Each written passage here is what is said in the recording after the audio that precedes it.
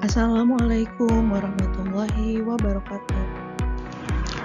Perkenalkan, nama saya Gita Nur Fajriani, peserta Latsar CPNS tahun 2025, Angkatan 16. Berikut adalah resume mengenai materi kesiapsiagaan bela negara.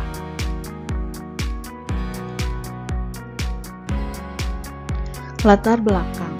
Kesiapsiagaan bela negara adalah aktualisasi dari nilai-nilai bela negara yang telah kami pelajari pada modul-modul sebelumnya.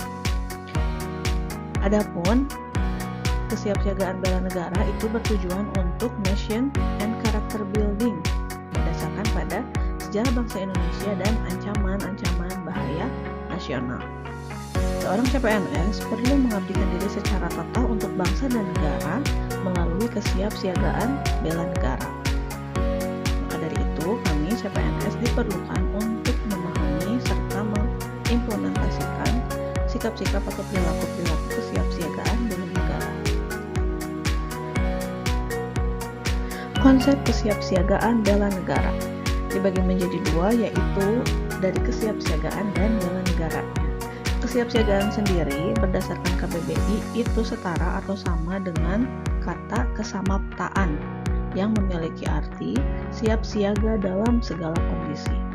Sementara bela negara adalah kebulatan sikap, tekad, dan perilaku warga negara yang dilakukan secara ikhlas, sadar, dan disertai kerelaan berkorban sepenuh jiwa raga yang dilandasi oleh kecintaan terhadap Negara Kesatuan Republik Indonesia berdasarkan Pancasila dan Undang-Undang Dasar Negara Kesatuan Republik Indonesia 1945 untuk menjaga, merawat, dan menjamin kelangsungan hidup berbangsa dan bernegara. Adapun pengertian dari kesiapsiagaan bela negara adalah suatu keadaan siap siaga yang dimiliki oleh seseorang baik fisik, mental, maupun sosial dalam menghadapi situasi kerja yang beragam yang dilakukan berdasarkan kebulatan sikap dan tekad secara ikhlas dan sadar, disertai kerelaan berkorban sepenuh jiwa raga yang dilandasi oleh kecintaan terhadap NKRI berdasarkan Pancasila dan UUD NKRI 1945 untuk menjaga, merawat, dan menjamin kelangsungan hidup berbangsa dan bernegara. Dasar hukum kesiapsiagaan bela negara ada dua, yaitu berdasarkan Undang-Undang Dasar Negara Republik Indonesia tahun 1945 pasal 27 ayat 3 yang berbunyi, semua warga negara berhak dan wajib ikut serta dalam upaya pembelaan negara. Serta pasal 30 ayat 1 yang berbunyi, tiap-tiap warga negara berhak dan wajib ikut serta dalam usaha pertahanan keamanan negara, tidak terkecuali seorang CPNS. Kesiapsiagaan bagi CPNS berfungsi agar CPNS mampu meminimalisir terjadinya hal-hal yang tidak diinginkan terkait dengan pelaksanaan kerja di kesehariannya. Yang kedua, CPNS mampu mengatasi segala ancaman, tantangan, hambatan, dan gangguan baik dari dalam maupun dari luar. Dan CPNS memahami dan melaksanakan kegiatan olah rasa, olah pikir, dan olah tindak dalam pelaksanaan kegiatan keprotokolan sesuai peraturan perundang-undangan yang berlaku.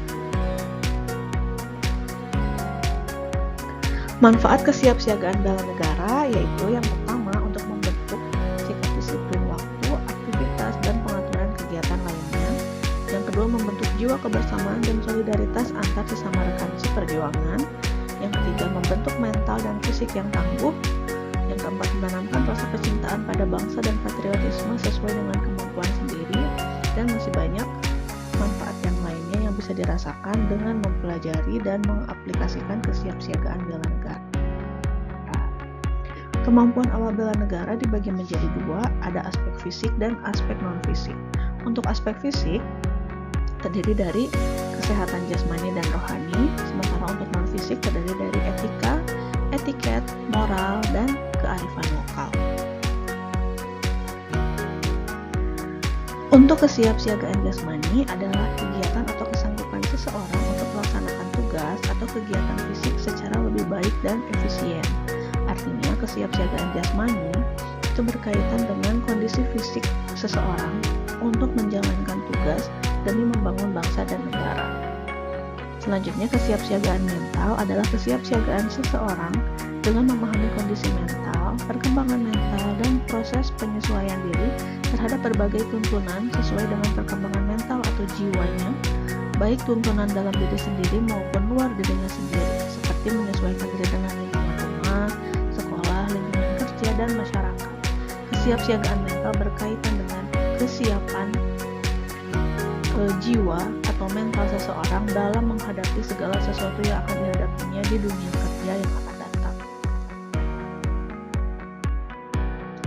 Adapun etika adalah suatu sikap dan perilaku yang menunjukkan kesediaan dan kesanggupan seseorang secara sadar untuk menaati ketentuan dan norma kehidupan melalui tutur sikap dan perilaku yang baik serta bermanfaat yang berlaku dalam suatu golongan, kelompok, dan masyarakat pada institusi formal maupun informal.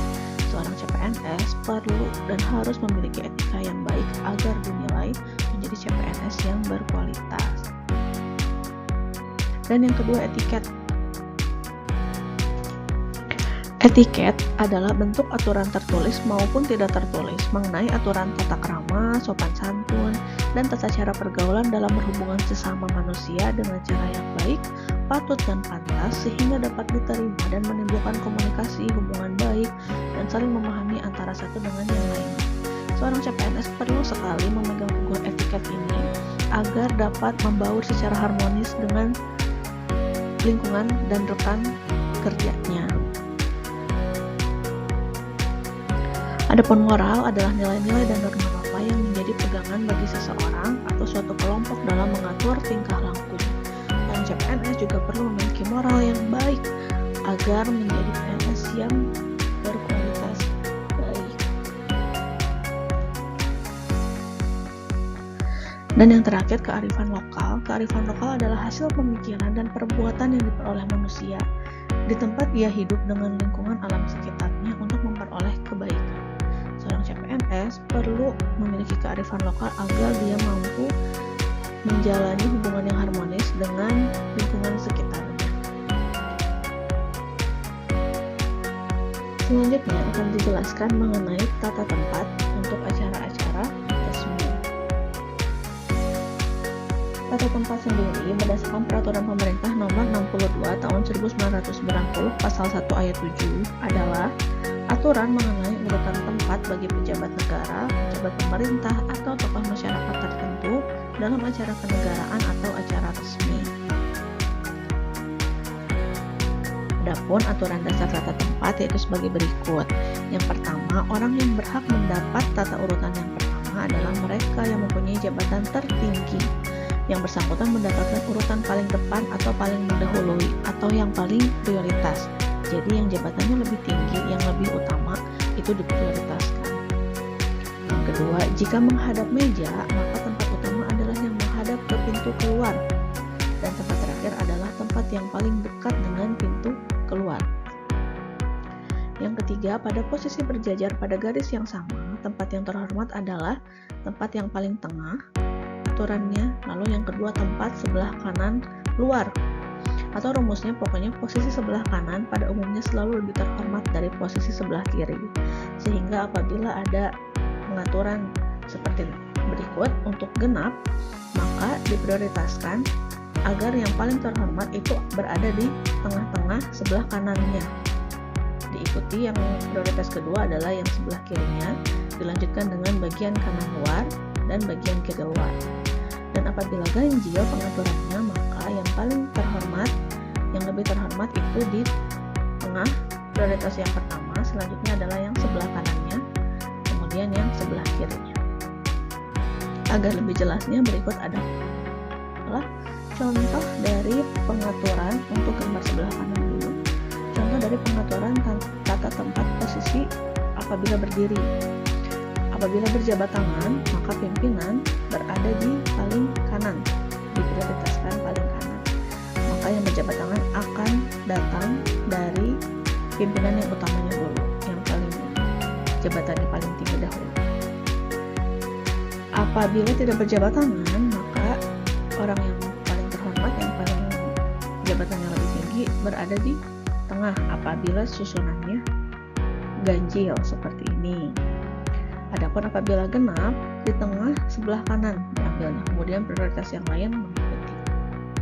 Ini untuk posisi berdiri. Adapun untuk tata tempat posisi duduk, ada dua kondisi apabila duduk biasanya dalam rapat ini dalam bentuk meja yang bertahu seperti ini, maka pimpinan ada di depan di tengah, dimana biasanya pintu keluar ada di seberangnya. Nah, untuk di paling tengah jajaran para pejabat itu adalah prioritas pertama disimpan di tengah. Apabila ganjil, apabila genap mengikuti, yaitu di tengah sebelah kanan. Kemudian prioritas yang lainnya mengikuti dengan mendahulukan posisi sebelah kanan, dimana yang kanan itu yang lebih terhormat. Demikian. Selanjutnya, apabila meja bulat, maka sama pimpinannya ada di tengah yang menghadap ke pintu keluar. Selanjutnya prioritas yang lebih rendah mengikuti dengan mendahulukan posisi sebelah kanan.